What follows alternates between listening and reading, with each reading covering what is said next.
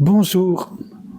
Alors aujourd'hui, un tour assez inattendu, je trouve, puisque nous allons suivre un jeune homme de 18 ans, mais il y a 100 ans. Voilà. Ce jeune homme de 18 ans, talentueux, brillant, incroyablement cultivé, ouvert, c'était René Daumal. Alors pour ma part, j'ai pas mal de livres de lui, de la poésie, des romans, des essais, et ça me fascine qu'on puisse être aussi ouvert et brillant. Et donc, juste pour l'anecdote, dire que quand j'étais jeune, j'ai passé des nuits entières avec un de mes amis où on lisait à voix haute, à tour de rôle, deux des livres de René Daumal, La Grande Beuverie, tout à fait surréaliste, mais avec une touche de spiritualité derrière, toujours d'ailleurs chez Daumal, et puis surtout le Mont Analogue, qui malheureusement est resté inachevé puisqu'il est mort avant de l'avoir terminé. Mais n'empêche, même inachevé, c'est un roman mais incroyable, quoi, que j'invite tout le monde à lire au moins une fois, d'autant plus qu'il a été réédité il y a 1 ou 2 ans par une maison d'édition, Alia, je crois, pas très cher. J'ai aucune peur et je ne touche rien et il ne me donne pas de livre, voilà, je tiens à le dire. C'est vraiment par pur amour de la chose. Voilà. Donc René Daumal, dans les extraits que je vais vous lire là, avait 18 ans et c'était il y a 100 ans. Ce livre a été très brièvement publié, très tardivement publié aussi par son frère en 1970 aux éditions du Mercure, mais il y a très longtemps que c'est épuisé. Voilà. Et donc c'est une merveilleuse initiative. Donc ça s'appelle « Tu t'es toujours trompé » aux éditions Nocturnes, René Daumal. Je vous lis d'abord ce qui est... Voilà. Cri de rage d'un jeune homme de 18 ans. Tu t'es toujours trompé, met son lecteur face à l'intolérable qui s'étale chaque jour devant lui. Manuel d'initiation à la seule possibilité qui s'offre alors, la révolte absolue. À la frontière de l'essai philosophique et de la poésie, il fait imploser tous les systèmes clos d'abstraction et nous rappelle que la vraie pensée, irrémédiablement liée au corps, ne supporte pas la catégorisation mortifère de la société. Jamais publié du vivant de René Daumal, ce texte qui nous parvient à 100 ans de distance ne cesse d'impressionner par sa liberté et son actualité. Moi, j'ajoute par le jeune âge de son auteur, quoi. Mais c'est vrai qu'on a eu aussi des Rimbaud, enfin, des gens comme ça. Khalil Gibran, mais bon. Premier extrait. Aujourd'hui, je t'attends sur le seuil. Nous essaierons nos premiers pas ensemble. Je te demande d'abord de regarder ce qui t'entoure, en ce moment, avec la plus grande simplicité. Vois ce qui t'est présenté. Ne commence pas surtout par mettre en question la réalité de ce monde. Au nom de quoi en jugerais-tu ? Saisis-tu, sais-tu ce qu'est la réalité absolue ? Quiconque entreprend un voyage doit partir du lieu où il se trouve. Il ne doit pas croire le voyage accompli parce qu'il a entre les mains un itinéraire précis et détaillé. La ligne qu'il a tracée sur une carte n'a de sens que s'il peut fixer le point où il est actuellement.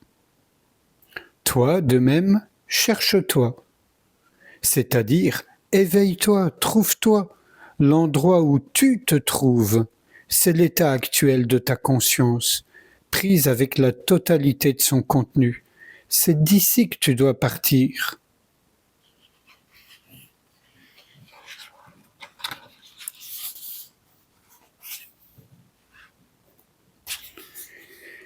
Si maintenant quelqu'un demande « Pourquoi cette course perpétuelle à l'éveil ? Pourquoi tenter d'être toujours plus conscient ? Pourquoi vouloir sortir de la condition d'homme ? qu'il regarde en lui-même d'un regard clair. Si la réponse pour telle fin qu'admet ce pourquoi ne lui apparaît pas immédiatement, du moins verra-t-il avec certitude s'il regarde vraiment le parce que. Il voudra nécessairement se délivrer de l'état humain parce qu'il verra cet état intolérable. Il peut bien avoir compris que rester éveillé n'est pas un état où il suffirait de s'installer une fois pour toutes, qu'entre la conscience, effort de chaque instant, et le sommeil absolu, il n'y a pas de milieu. Que donc, s'il ne veut pas se perdre, il doit marcher sans trêve. Aussi clairement qu'il comprenne cette raison, elle ne sera pas plus qu'aucune autre vérité abstraite capable de faire qu'il veuille marcher. Les meilleures raisons du monde ne mettront pas l'homme en route, si rien ne le pousse, tant soit peu rudement, à faire le premier pas.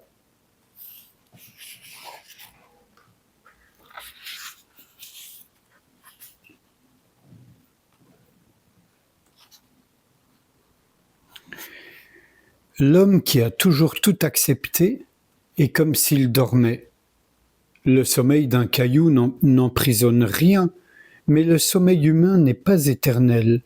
Il est toujours près de cesser. Je dis qu'il faut commencer par se réveiller absolument pour avoir droit ensuite au sommeil du caillou, transmué en conscience universelle. Il faudra que l'homme s'éblouisse d'un non de fureur et que le feu des pourquoi lui dévore la gorge. Ce sera l'éveil. Les écailles tomberont des yeux qui verront alors toutes les tyrannies.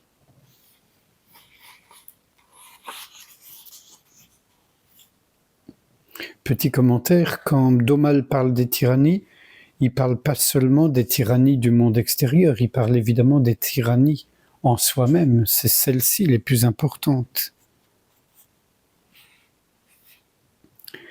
Qu'un homme s'éveille et se dresse et proclame pour seule valeur réelle l'acte de prendre conscience, ces paroles mêmes seront reprises par 1000 bouches imitatrices, et plus elles diront violemment le prix unique d'être, plus elles se sécheront sur les lèvres en formules mécaniques, berçant les esprits dans des ténèbres croissantes d'inconscience.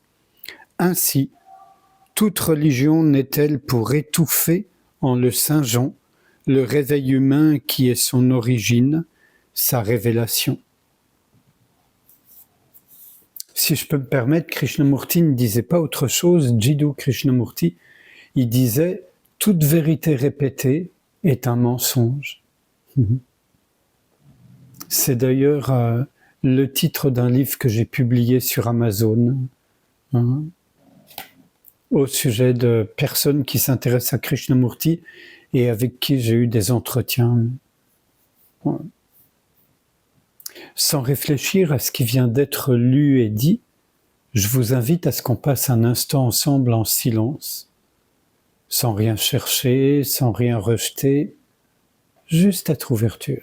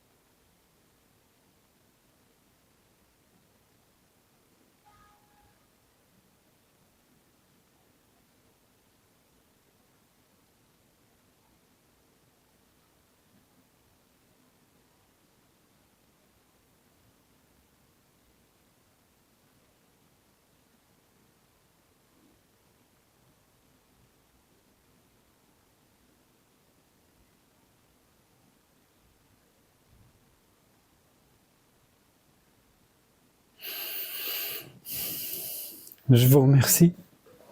À bientôt.